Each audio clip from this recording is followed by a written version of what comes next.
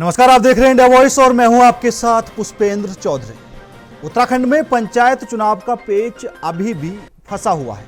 हालांकि सरकार ने बीच का रास्ता निकालते हुए अब एक कैबिनेट मंत्री की अध्यक्षता में एक उप समिति का गठन किया है, जो विशेषज्ञों और हितधारकों से बात करके इस संवैधानिक संकट को खत्म करने की कोशिश करेंगे।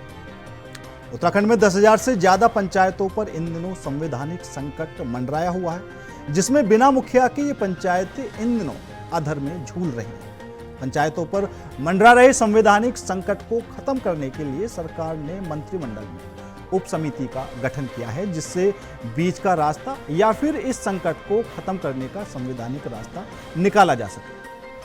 मंत्रिमंडल की उप समिति में अध्यक्ष की जिम्मेदारी कैबिनेट मंत्री सुबोध उनियाल को मिली है और सदस्य की जिम्मेदारी कैबिनेट मंत्री सौरभ बहुगुणा और रेखा आर्या को दी गई है। ये उप समिति कैबिनेट मंत्री सुबोध उनियाल की अध्यक्षता में सबसे पहले पंचायतों के ओबीसी आरक्षण पर कार्य करेगी। ओबीसी आरक्षण के बाद पंचायत के तमाम उन पहलुओं पर अध्ययन कर अपनी रिपोर्ट सरकार को सौंपेगी, जिसके चलते यह संवैधानिक संकट पंचायतों पर खड़ा हुआ है।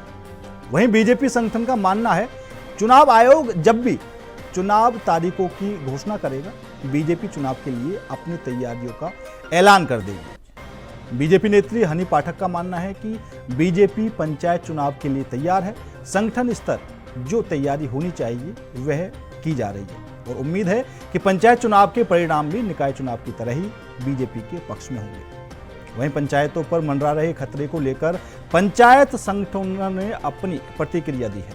पंचायत संगठनों से जुड़े प्रतिनिधियों ने सरकार का विरोध करना शुरू कर दिया है। जिला पंचायत संगठन के प्रदेश अध्यक्ष प्रदीप भट्ट ने गंभीर आरोप लगाते हुए कहा कि सरकार अपनी मनमानी से पंचायत को चलाना चाह रही है। ब्यूरोक्रेट्स और नेताओं की मिली भगत ने पहले जनप्रतिनिधियों को प्रशासक बनाए और उनके द्वारा मनमाने ढंग से विकास कार्यों को अंजाम दिया गया। किसने क्या कुछ कहा है, एक बार वो आपको सुना देते हैं। में पंचायत के चुनाव हो जाने चाहिए थे अब तक, लेकिन राज्य सरकार की लापरवाही से अभी तक राज्य में पंचायत चुनाव नहीं हो पाए हैं। और इस समय जो पंचायती राज विभाग है, उनकी कार्यशैली को अगर हम देखें तो उनका इस समय एकमात्र केवल उद्देश्य है कि किसी भी तरीके से जो निवर्तमान जिला पंचायत अध्यक्ष हैं उनको एन केन प्रकारेण उनको जो है जिला पंचायतों में प्रशासक के रूप में उनकी पुनः उनकी ताजपोशी की जाए। मुझे लगता है कि चंद्रेश कुमार जी जिलाधिकारियों को प्रशासक नहीं बनाना चाहते हैं। उनकी मंशा है कि किसी भी तरीके से जो जिले में तैनात जिलाधिकारी है उनको अपने जिलाधिकारियों पर भरोसा नहीं है। वो उनकी पता नहीं ऐसी क्या साठगांठ निवर्तमान जिला पंचायत अध्यक्षों से है कि वो उन्हीं को प्रशासक के रूप में देखना चाहते हैं। और जो जिले में तैनात जिलाधिकारी हैं, मैं देख रहा हूं हमारे तमाम जिलाधिकारी बहुत अच्छी तरीके से काम कर रहे हैं।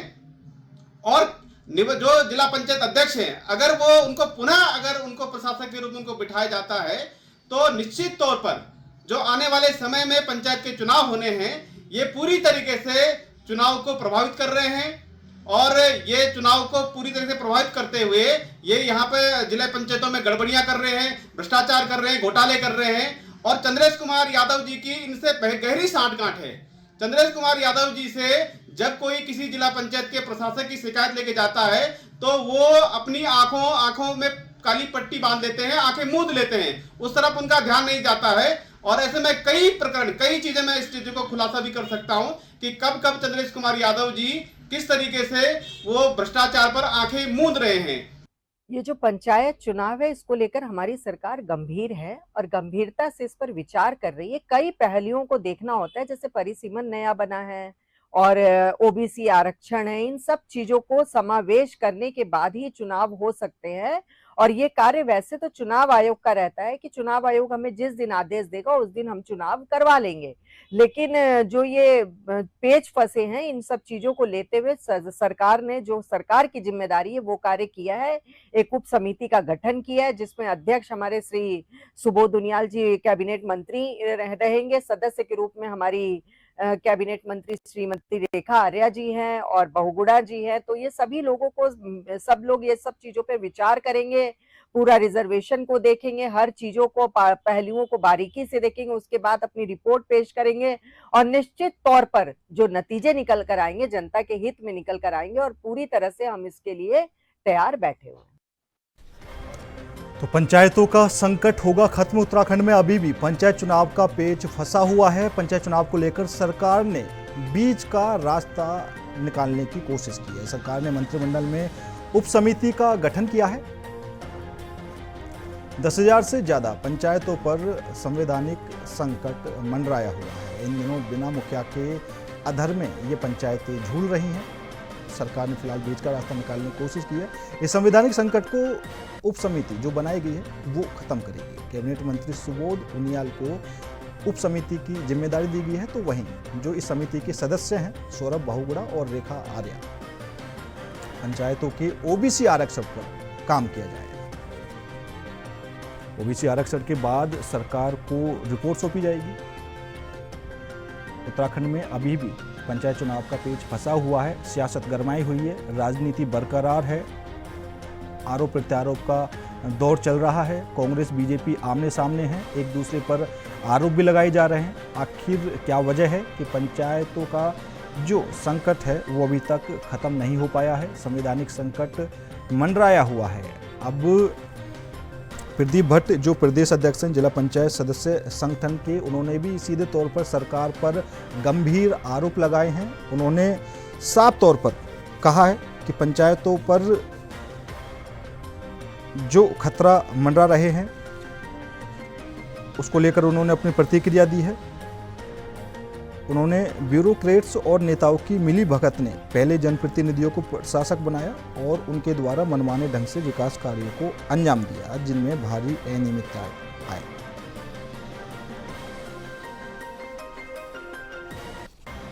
साफ तौर पर वो कहते हुए नजर आ रहे हैं कि राज्य सरकार की लापरवाही सामने आई है।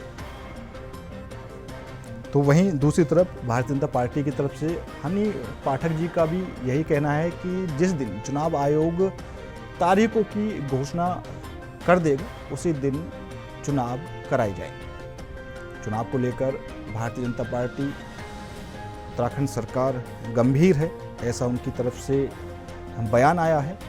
अब क्या कुछ देरदारी है वो तो अब उप समिति बनाकर एक बीच का रास्ता निकालने की कोशिश की गई है।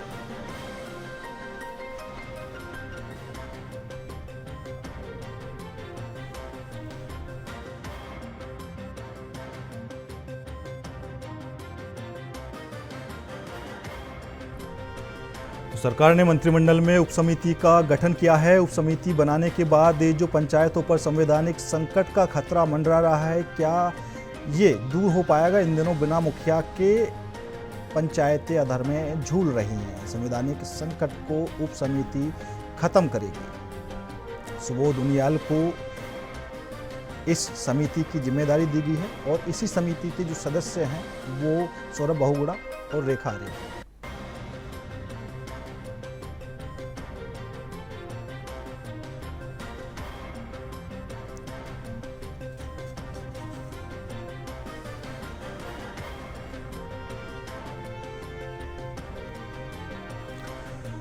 तो मंत्रिमंडल की उप समिति भले ही बीच का रास्ता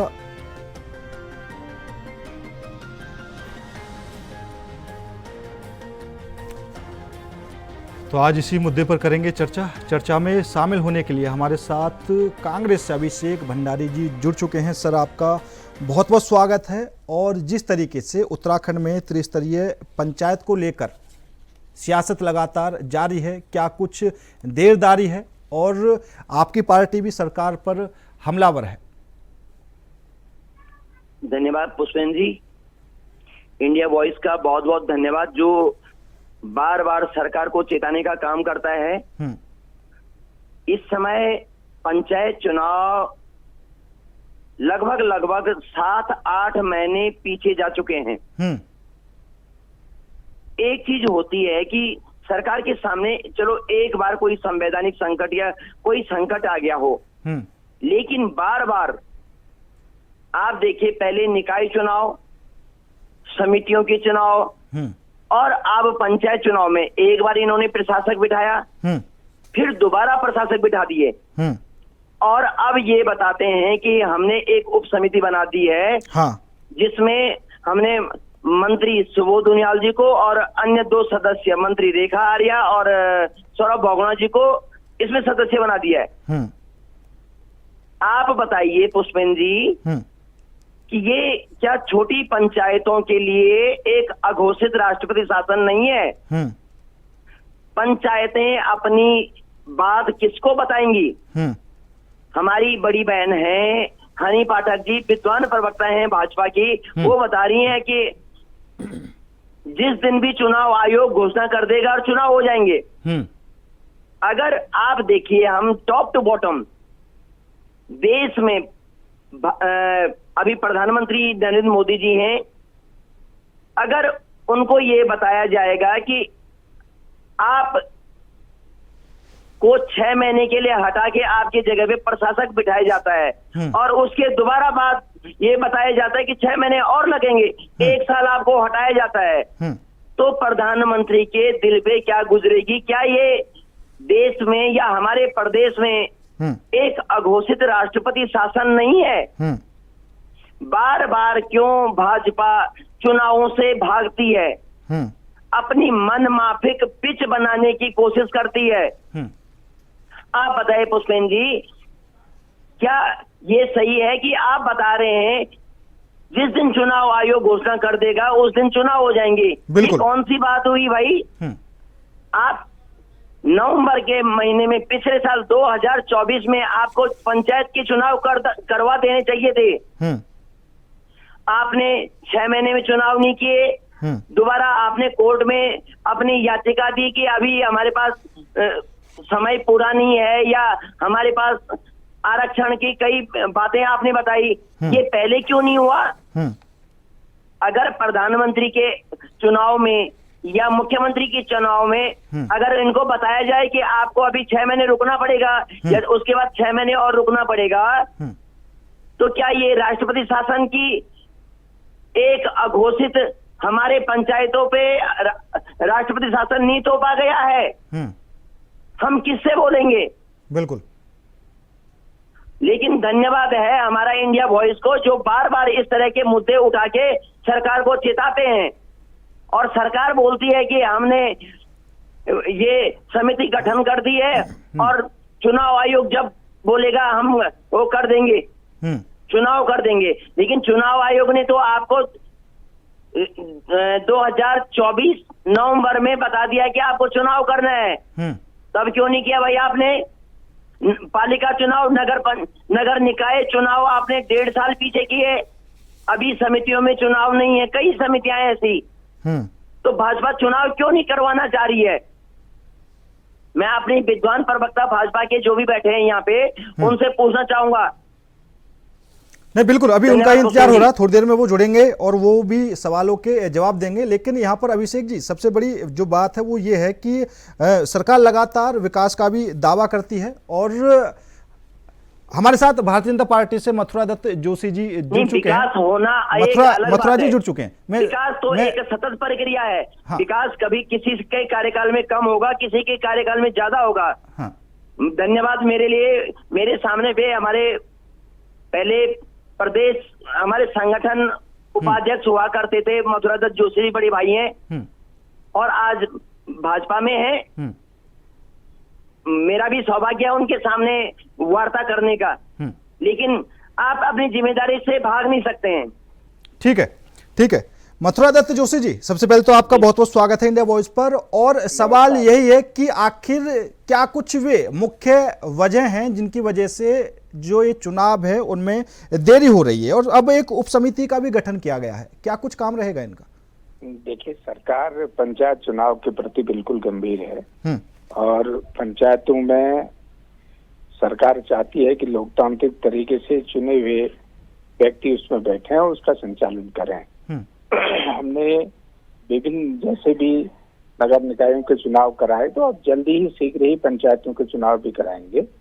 उसमें कई दिक्कतें थी, आरक्षण का मामला था, परिसीमन का मामला था और आरक्षण के मामले के लिए एक नई समिति और बनी है, माननीय मंत्रिमंडल की उप समिति बनी है जिसमें जो सरकार के वरिष्ठ मंत्री हमारे सुबोध उनियाल जी उसकी अध्यक्षता करेंगे और शीघ्र ही उस कमेटी की रिपोर्ट आ जाएगी तो सरकार तत्काल चुनाव कराएगी। सरकार अपने स्तर से, पार्टी भी तैयार है, सरकार भी तैयार है, संगठन भी तैयार है, सब लोग चुनाव के लिए तैयार है। हम कहीं चुनाव के प्रति कहीं भी कोई ढिलाई नहीं कर रहे हैं और अगर चुनाव आयोग तैयार है तो सरकार भी तैयार है। तो क्योंकि चुनाव आयोग की तरफ से जो रिपोर्ट आई है उसी के आधार पर मंत्रिमंडलीय उप समिति भी बनी है और उम्मीद करते हैं कि शीघ्र ही मंत्रिमंडल की जो उप समिति बनी है वो अपनी रिपोर्ट देगी तो उसके बाद तत्काल चुनाव कराने की दिशा में आगे के कदम बढ़ाए जाएंगे। ठीक है मथुरा जी, क्योंकि अभी आपने कई मुद्दे बताए भी जिन वजह से ये देरी हो रही है, विपक्ष आखिर क्यों नहीं समझ पाता या फिर आप समझा नहीं पाते कि ये वजह है? थोड़ा सा पेशेंस आप भी रखें, हम भी रखें और समय पर सारी चीजें हो जाएंगी। देखिए, लोकतंत्र है, लोकतंत्र में विपक्ष को अपनी बात कहने का अधिकार है, उनको अपनी बात कहनी भी चाहिए, वो अपनी बात जरूर कहेंगे। मैं तो अभी अपने विद्वान कांग्रेस के प्रवक्ता, मेरे छोटे भाई, मेरे प्रिय मैं भंडारी जी को सुन रहा था। अच्छी बात है, वो भी अपनी बात कह रहे हैं, उनकी बात का भी स्वागत है, लेकिन सरकार की मंशा पर कोई सवाल नहीं उठ सकता है। सरकार ने हर हमेशा कहा कि हम चुनाव कराने को तैयार हैं, लेकिन चुनाव कराने की जिम्मेदारी होती है चुनाव आयोग की। प्रदेश में एक स्वतंत्र संस्था है, चुनाव आयोग है, संवैधानिक संस्था है। जो भी रिपोर्ट, जिस तरह की रिपोर्ट उनकी आएगी, व्यवस्था करने का सरकार को का कर्तव्य है और सरकार उसकी व्यवस्था करेगी, चाहे फोर्स देने की बात हो, कर्मचारी देने की बात हो, बूथ मैनेजमेंट की बात हो, जो सरकार को करना है वो काम करेगी। क्योंकि ओबीसी के आरक्षण की वजह से बहुत से केसेस अभी लंबित पड़े हैं, तमाम जगह जिला पंचायतों का है, क्योंकि कुछ नए क्षेत्र ओबीसी में जुड़े हैं और नगर पंचायतों का कार्य क्षेत्र भी बड़ा है, उस वजह से परिसीमन है, आपका आरक्षण का मामला है। ये 2-3 मुद्दे हैं और मैं माननीय मुख्यमंत्री जी का हृदय से धन्यवाद करना चाहूंगा कि उन्होंने सहृदयता दिखाते हुए, बड़ा दिल दिखाते हुए चुनाव को कराने, पंचायत चुनाव के संबंध में एक मंत्रिमंडलीय उप समिति बनाई है।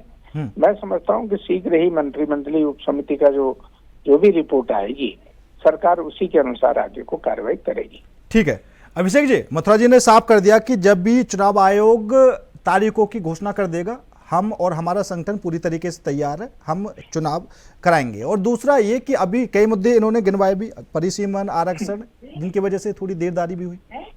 कुछ जी, जो ये अब चुनाव होगा, ये 5 साल के लिए चुनाव होता है। कोई भी संस्था है, जैसे पंचायत चुनाव में है, नगर पालिका है, प्रदेश में है, देश में है, 5 साल के लगभग 5 साल के लिए चुनाव होते हैं। ठीक है, तो इसमें चाहे परिसीमन हो या आरक्षण का मुद्दा हो या कोई भी, चुनाव आयोग इसको पहले ही देख लेता है, सरकार भी पहले ही देख लेती है। तो 5 साल पहले ही डिक्लेयर कर दिया जाता है कि इस दिन ये चुनाव होगा। लेकिन ये जो पंचायत है, ये नगर निकाय के चुनाव हुए या समितियों के चुनाव हुए, ये कुछ हद तक सरकार के माने अंडर होते हैं।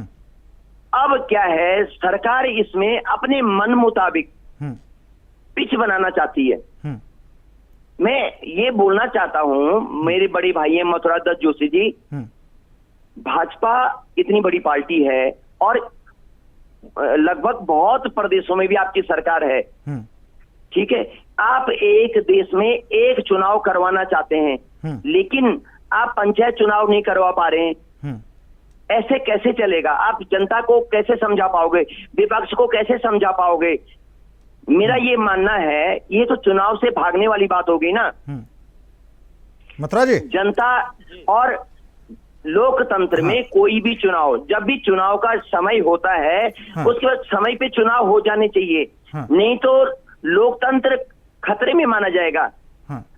मैं ये नहीं बता रहा हूं माना धामी जी का कार्यकाल 2027 में पूरा होगा, नहीं अभिषेक जी, अभी आपने एक बात कही कि बीजेपी अपने तरीके से चुनाव कराना चाहती है, तो बीजेपी को क्या कुछ फायदा होगा देरी से चुनाव कराकर? और अगर देरी से चुनाव होंगे भी तो समय तो आपको भी मिलेगा तैयारी करने का। नहीं, आप ये बताइए ना, हमें भी मौका मिलेगा, भाजपा को भी मौका मिलेगा, किसी तीसरी या चौथी पार्टी को भी मौका मिलेगा।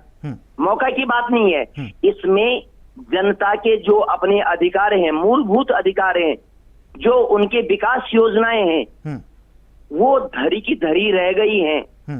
आप बताइए, खाली प्रशासक ही अगर नियुक्त करना है ना, तो और जगह भी नियुक्त कर दीजिए, चाहे प्रदेश में कर दीजिए, चाहे देश में कर दीजिए। तो इस प्रदेश और देश में तो आप मानोगे कि ये राष्ट्रीय शासन हो गया।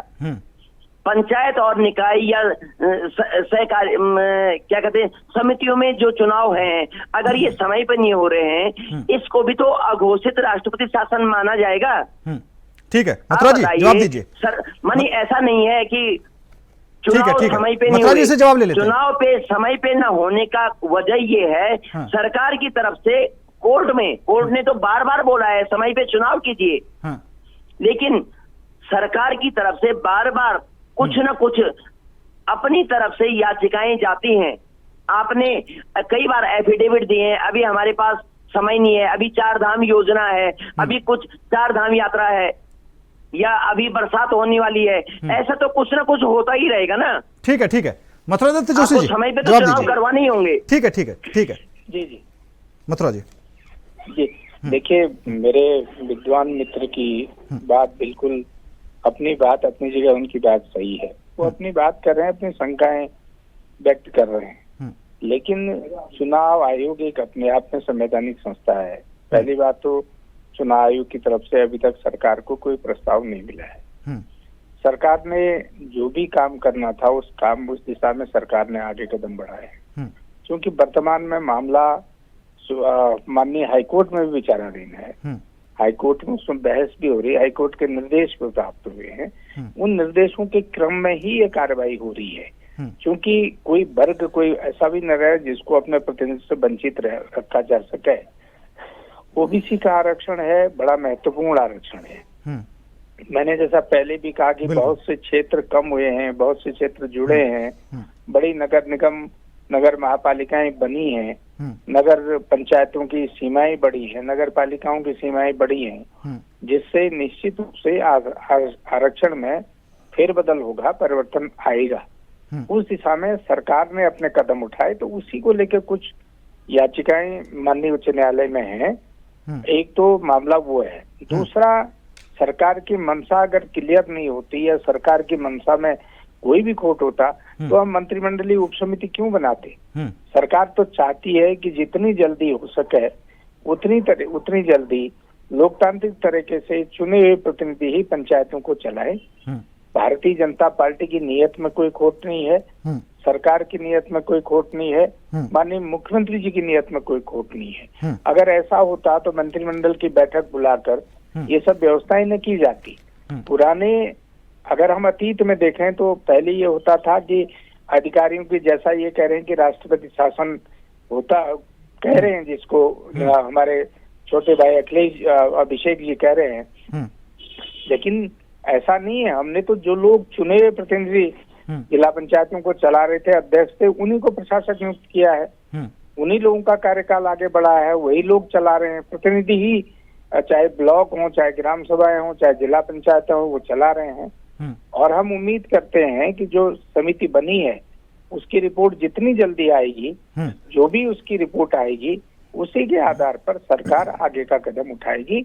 और मैं ये आपके लोकप्रिय चैनल के माध्यम से निश्चित रूप से पंचायत में चुनाव में विश्वास रखने वाले लोगों को और इस प्रदेश की देवप्रिय जनता को भरोसा दिलाना चाहता हूं कि भारतीय जनता पार्टी मनसा वाचा कर्मणा बिल्कुल तैयार है और सरकार भी तैयार है। जैसे ही उपसमिति की रिपोर्ट आएगी निश्चित रूप से चुनाव कराने की दिशा में हम आगे बढ़ेंगे। ठीक है मथुरा दत्त जोशी जी और अभिषेक जी, आप दोनों मेहमानों का बहुत बहुत धन्यवाद हमारे साथ इस खास चर्चा में जुड़ने के लिए। लेकिन पंचायत चुनाव को लेकर जिस तरीके से अब उपसमिति का गठन हुआ है, आगे क्या कुछ रणनीति बनेगी, कैसे क्या कुछ होगा, देखने वाली बात होगी। फिलहाल मेरे साथ इस खास पेशकश में इतना ही। नमस्कार।